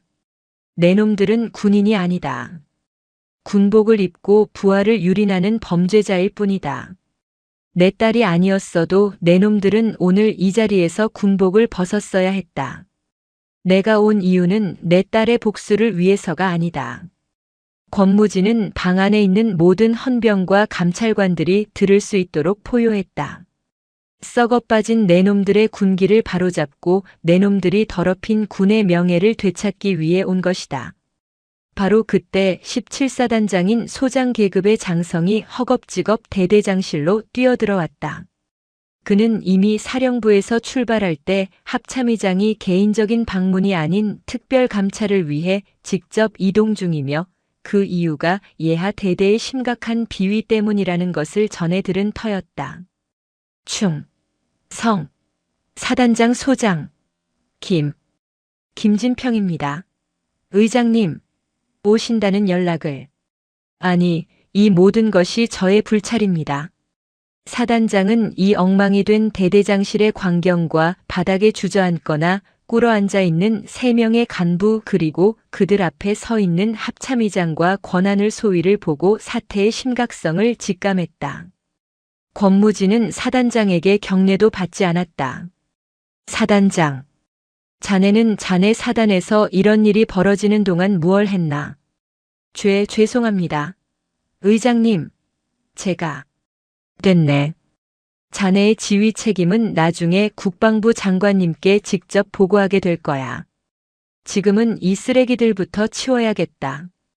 권무진은 헌병단장에게 고갯짓을 했다. 헌병단장은 뭐하나? 저 3명. 마원철 중령, 탁기준 대위, 황일용 상사. 이 시간부로 전원 보직 해임 및 직위 해제한다. 네. 그리고 성희롱, 직권 남용, 가혹행위, 폭언, 근무지 이탈음주, 그리고 가장 중대한 범죄인 군사기밀 유출혈상 감시장비 조작 및 증거 인멸 혐의로 3사람 모두 현장에서 즉시 긴급 체포한다. 뭐라고요? 의장님, 체포? 마원철이 마지막 발악을 했다. 증거가 없지 않습니까? 전현희. 아니, 권소희가 훔친 것이 맞습니다. 권무진은 그를 한심하다는 듯이 쳐다보았다. 증거. 합참 감찰팀이 내놈들 사무실과 숙소를 뒤지는 동안 내가 여기서 시간을 끌어준 것이라고는 생각 못했나? 그 순간 감찰관 한 명이 사무실로 들어와 권무진에게 보고했다. 의장님, 마원철 중령의 사무실 개인 캐비닛과 황일용 상사의 차량 트렁크에서 대대 정비 기록과 일치하지 않는 다수의 군용 장비 부품들을 발견했습니다. 권소희에게 누명을 씌운 열상 감시 장비 부품의 밀반출 경로와 동일한 것으로 보입니다. 마원철과 황일용의 얼굴에서 마지막 핏기마저 사라졌다. 그들은 자신들의 범죄가 완벽하게 발각되었음을 깨달았다. 끌어내. 권무진의 마지막 명령이 떨어졌다. 헌병들이 비명을 지르고 발버둥치는 세 사람의 팔을 꺾어 수갑을 채웠다. 그들이 그토록 자랑스러워했던 계급장과 명찰이 무참히 뜯겨나갔다. 내가 육사 사익쓰기야. 이놈들아. 이거나. 마원철의 마지막 처절한 외침은 복도를 울리다 차가운 밤 공기 속으로 허무하게 사라졌다. 마원철의 왕국은 그렇게 단 1시간 만에 완벽하게 무너져 내렸다. 악취 같던 세 사람이 끌려나가자 대대장실에는 무거운 침묵만이 남았다. 사단장은 식은땀을 뻘뻘 흘리며 서 있었고 권하늘은 여전히 꼿꼿한 자세를 유지하고 있었다. 권무진은 딸에게 다가갔다. 그는 잠시 딸의 어깨에 붙은 흙먼지를 바라보다가 이내 엄격하지만 따뜻한 눈빛으로 입을 열었다. 권하늘 소위. 예. 의장님. 그녀는 여전히 아버지를 의장님이라 불렀다. 이곳은 아직 군대였고 상황은 끝나지 않았다. 오늘부로 권소위의 모든 혐의는 종결되었다. 또한 대기 발령 역시 해제한다. 감사합니다. 하지만 권무진은 목소리를 가다듬었다. 자네에게도 책임을 묻겠다. 예. 권하늘의 눈이 커졌다. 사단장 역시 놀란 표정을 지었다. 자네는 군인이다. 장교는 부하를 지휘하는 사람인 동시에 상관의 부당한 명령에 대해서는 정해진 절차와 규율에 따라 이의를 제기하고 시정할 의무가 있다. 성희롱과 부조리를 당했을 때 왜 즉각 상급부대나 감찰기관에 보고하지 않았나? 그것은 제가 이곳에서 스스로 해결하고 제 소대원들을 지키고 싶었습니다. 아버지께, 아니 의장님께 누를 끼치고 싶지 않았습니다. 어리석군. 권무진의 목소리는 단호했다. 자네가 참은 그 시간이 저런 쓰레기들이 더 많은 범죄를 저지를 시간을 벌어준 것이다. 스스로 해결한다는 것은 오만이다. 군대는 조직이다. 시스템으로 움직여야 해. 자네가 정식으로 문제를 제기했다면 이 사단장이 혹은 군단장이 아니면 내가 진작에 알았을 것이다. 그는 서슬 퍼런 눈으로 사단장을 돌아보았다. 사단장. 자네 사단 소속 신임 장교가 한 달 넘게 이런 지옥을 겪는 동안 자네는 도대체 무얼 했나? 사단장이라는 자리가 그저 의전이나 받으러 다니는 자리인가? 신임 장교들의 고충을 파악하고 부조리를 척결해야 할 자네의 지휘 책임을 방기한 것이다. 자네 역시 이 사태의 방관자이자 공범이야. 시정하겠습니다. 의장님, 면목이 없습니다. 사단장은 사성 장군 앞에서 고개를 들지 못했다. 권무진은 다시 하늘을 바라보았다. 권소위, 자네의 그릇된 판단. 그것이 자네를 이 지경까지 몰고 온 것이다. 명심하게. 군인의 명예는 혼자 지키는 것이 아니다. 부조리를 보고 눈 감는 순간 그 명예는 함께 더러워지는 것이다. 알겠나? 명심하겠습니다. 권하늘은 눈물을 참으며 우렁차게 대답했다. 이것이 자신의 아버지가 가르치는 방식이었다. 그는 딸을 구하러 온 것이 아니었다. 군인 권무진이 군인 권하늘에게 그리고 군인 김진평 사단장에게 군인의 참모습이 무엇인지 가르치고 있는 것이었다. 그는 사단장에게 명령했다. 사단장은 즉시 부대 전체의 부조리 실태를 전수조사하게. 합참 감찰팀이 이 조사가 끝날 때까지 이곳에 상주하며 모든 과정을 감독할 것이다. 단 한 명의 억울한 병사나 간부가 나오지 않도록 뼈를 깎는 심정으로 부대를 도려내라. 그 결과에 따라 자네의 거취도 결정될 걸세. 예, 알겠습니다. 권무진은 길게 숨을 내쉬었다. 이제야 이 지독한 사건의 급한 불이 꺼졌다. 그는 수행부관에게 말했다. 나는 복귀하겠다. 권소위는 잠시 휴가를 주도록. 내일 아침 내 차로 함께 복귀시킨다. 예. 하지만 저는 부대에. 하늘이 반문하려 하자 권무진이 처음으로 아버지의 눈빛으로 그녀를 바라보았다. 명령이다, 권소위. 자네도 휴식이 필요해. 그리고 할 얘기가 있다. 다음 날 이른 새벽. 어젯밤의 광풍이 휩쓸고 간 대대는 죽은 듯이 조용했다. 권하늘은 간단한 짐을 챙겨 합참의장 지휘 차량의 뒷좌석에 앉았다. 어색한 침묵이 흘렀다. 차가 부평 시내를 벗어나 서울로 향하는 고속도로에 접어들었을 때 권무진이 먼저 입을 열었다. 힘들었지. 그 한마디에 권하늘이 밤새 억눌렀던 모든 것이 터져나왔다. 그녀는 생도 시절에도 그 혹독한 훈련 중에도 보이지 않았던 눈물을 터뜨렸다. 아버지. 흐흐. 무서웠습니다. 정말 다 포기하고 싶었습니다. 권무진은 말없이 딸의 어깨를 감싸 안았다. 차가운 군복 너머로 아버지의 온기가 전해졌다. 잘 버텼다. 내 딸. 아니, 권소위. 자네는 아주 훌륭한 군인이었어. 그는 딸의 머리를 쓰다듬으며 말했다. 아버지가 왜 너를 말리지 않았는지 아나? 내가 군대에 간다고 했을 때, 내가 그 험한 곳을 자원했을 때, 군대는 명예로운 곳이어야 하기 때문이다. 그리고 그 명예는 너처럼 신념을 가진 젊은 군인들이 지켜나가야 하는 것이기 때문이다. 마원철 같은 썩은 자들이 아니라. 그는 창밖을 바라보며 말을 이었다.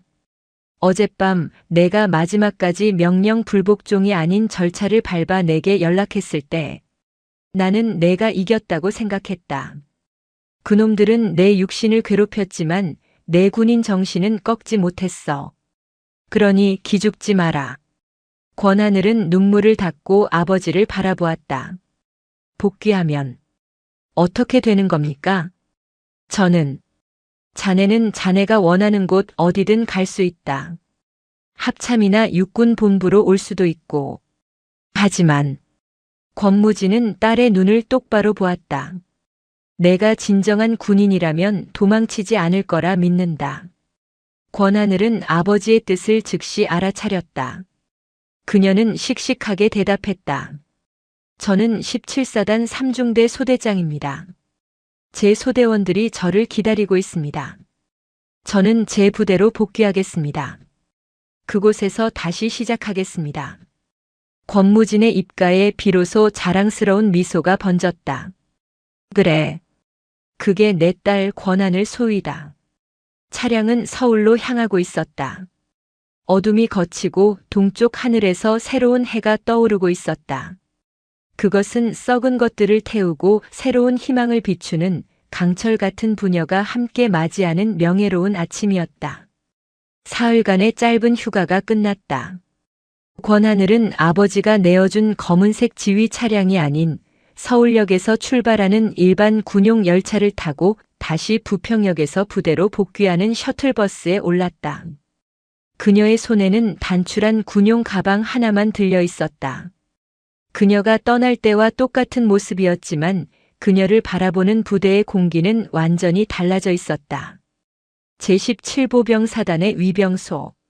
며칠 전 합참의장의 차량이 그 육중한 차단기를 부술듯이 밀고 들어왔던 바로 그 장소였다. 위병소 근무를 서던 헌병이 버스에서 내리는 권하늘을 보고는 화들짝 놀라며 거의 본능에 가까운 속도로 경례를 붙였다. 충, 성. 그의 경례에는 이전에는 없었던 경외감에 가까운 날카로운 기압이 서려 있었다. 권하늘은 묵묵히 답례를 하고 부대 안으로 걸어 들어갔다. 연병장을 가로지르는 그녀의 걸음걸이는 조금도 망설임이 없었다. 그녀는 합참의장의 딸이라는 후광을 쓸어온 것이 아니었다. 그녀는 소위 권하늘로서 박탈당했던 자신의 명예와 짓밟혔던 소대원들의 신뢰를 되찾기 위해 돌아온 것이었다. 아버지 권무진이 말했던 도망치지 않는 군인의 모습으로. 부대의 공기는 무겁게 가라앉아 있었지만 동시에 썩은 내가 거친 뒤에 서늘한 청량감이 감돌았다. 합참 감찰팀은 아직 부대에 남아 마지막 잔당들을 솎아내고 있었다. 병사들은 막사 안에서조차 서로 말을 아꼈지만 그들의 눈빛은 공포가 아닌 거대한 변화를 목도한 자들의 복잡한 기대감으로 차 있었다. 그녀가 가장 먼저 향한 곳은 대대장실이 아닌 사단장실이었다. 17사단장 김진평 소장은 그녀를 작전실에 딸린 작은 응접실에서 맞이했다. 며칠 만에 마주한 사단장의 얼굴은 수척해져 있었고 그의 별은 그 어느 때보다 무거워 보였다. 권소위. 어서 오게. 그는 권하늘에게 직접 따뜻한 차를 내밀었다. 이전에는 상상도 할 수 없던 모습이었다. 편히 앉아. 그동안 정말 고생 많았네. 이 사단의 지휘관으로서 자네에게 그리고 자네 아버님, 아니 합참의장님께 뭐라 사죄의 말씀을 드려야 할지 모르겠네. 아닙니다, 사단장님. 저는 제 부대로 복귀한 것뿐입니다. 권하늘은 흐트러짐 없는 자세로 앉았다. 김진평 소장은 쓴웃음을 지었다. 자네가 아직 나를 사단장님이라고 불러주는 것이 부끄럽군. 자네가 겪은 일에 대한 후속 조치 결과를 우선 알려줘야겠지. 그는 서류철 하나를 꺼내 들었다. 그것은 지난 며칠간 17사단을 뿌리째 뒤흔든 합참 직권 감찰의 중간 결과 보고서였다. 마원철 중령, 탁기준 대위, 황일용 상사. 세 사람 모두 어제부로 군 검찰에 정식으로 기소되었네. 권하늘은 말없이 서류를 바라보았다. 마원철 중령은 자네에 대한 직권 남용과 가혹 행위, 근무지 이탈음주은 물론이고 합참 감찰팀의 추가 조사에서 대대 군수품을 수년간 조직적으로 횡령한 사실이 드러났네. 그 열상 감시장비 부품 역시 자네에게 누명을 씌우기 이전에 이미 외부로 빼돌리려던 물품이었어. 육군사관학교 총동문회 차원에서도 육사의 명예를 실추시킨 해악으로 규정하고 어떠한 구명운동도 하지 않기로 결정했더군. 아마 군복을 입고 나올 일은 없을 걸세. 불명의 전역은 물론이고 남은 평생을 감옥에서 보내게 될 거야. 그녀가 그토록 혐오했던 마원철의 비뚤어진 자부심은 그가 그토록 자랑하던 육사라는 이름에 의해 완벽히 파괴되었다. 탁기준 대위는 성희롱과 직권 남용 혐의 외에도 마원철의 횡령을 돕고 상납을 받아온 사실이 추가로 밝혀졌네. 조사 과정 내내 마 중령이 시켜서 어쩔 수 없었다며 비굴하게 책임을 전가하려 했지만 소용없었지. 그 역시 중형을 피하지 못할 걸세. 황일용 상사는 가장 죄질이 나빠. 수년간 병사들의 급식비를 횡령하고 유류를 빼돌렸으며 자네에게 했던 폭언과 성희롱 외에도 다른 여군 부사관들에게 상습적으로 추행을 저지른 사실까지 드러났네. 아마 세 사람 중 가장 무거운 벌을 받게 될 거야. 한때 거대한 성체처럼 그녀를 짓누르던 그들의 왕국은 그렇게 허무하게 무너져 내렸다. 사단장은 서류를 덮었다. 이것은 끝이 아닐세, 권소위. 자네가 용기를 내준 덕분에 27사단, 아니 어쩌면 육군 전체의 썩은 환부를 도려낼 기회를 얻었어. 마원철 밑에서 부조리를 방관하거나 동조했던 다른 간부들도 전원 색출하여 타 부대로 전출시키거나 징계 조치 중일세. 이 대대는 사실상 해체 후 재창설 수준으로 다시 태어날 걸세. 그는 진심 어린 눈으로 하늘을 바라보았다. 그래서 말인데 권소위. 자네에게 다시 한번 묻고 싶네. 정말 이곳에 남을 텐가? 자네가 원한다면 육군 본부나 합참 혹은 자네의 능력을 발휘할 수 있는 그 어떤 정책부서로도 보내줄 수 있네. 그것이 내가 자네에게 최소한이나마 보상할 수 있는 길일세. 권하늘은 고개를 저었다. 사단장님, 저는 보상을 바라지 않습니다. 저는 도망치기 위해 이곳에 돌아온 것이 아닙니다. 그녀는 자리에서 일어섰다. 저는 제3중대 소대장입니다. 제 소대원들이 저를 기다리고 있습니다. 제가 있어야 할 곳은 이곳입니다. 김진평 소장은 한참 동안 그녀를 바라보다가 이내 자리에서 일어나 그녀에게 정중하게 거수경례를 붙였다. 알겠네.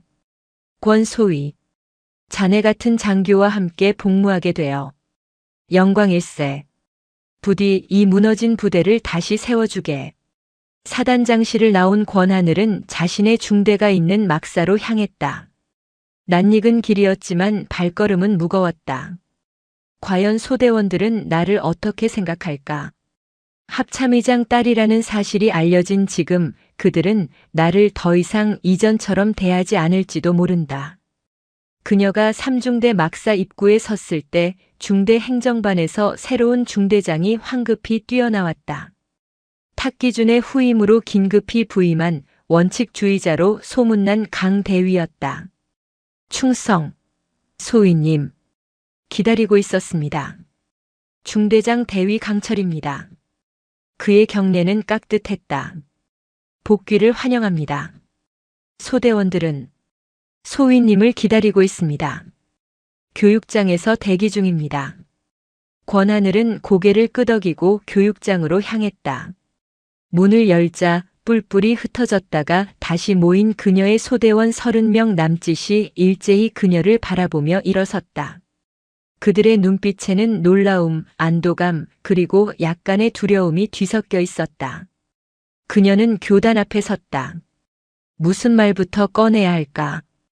그녀는 소대원들의 얼굴을 하나하나 천천히 훑어보았다. 자신과 함께 갯벌을 기었던 얼굴들. 까치발 초소에서 추위에 떨며 함께 밤을 새웠던 얼굴들. 자신이 보직 해임되던 날 억울한 눈빛으로 그녀를 바라보던 그 얼굴들이었다. 권하늘은 심호흡을 한 번 하고 입을 열었다. 모두 앉아. 그녀의 목소리는 차분했다. 내가 없는 동안 모두 고생 많았다. 소대원들은 숨을 죽인 채 그녀의 다음 말을 기다렸다. 너희들도 들었을 것이다. 많은 일이 있었다. 부당하고 불명예스러운 일들이었다. 그녀는 교탁을 짚었다. 그래. 맞다. 나는 너희들이 소문으로 들은 그 사람의 딸이 맞다. 하지만 나는 그 사실을 이용해 이곳에서 편하게 군 생활을 하려 하지 않았다. 그리고 지금도 그럴 생각은 추호도 없다. 그녀의 목소리에 힘이 실리기 시작했다. 나는 너희들에게 2가지를 약속하기 위해 이 자리에 다시 섰다.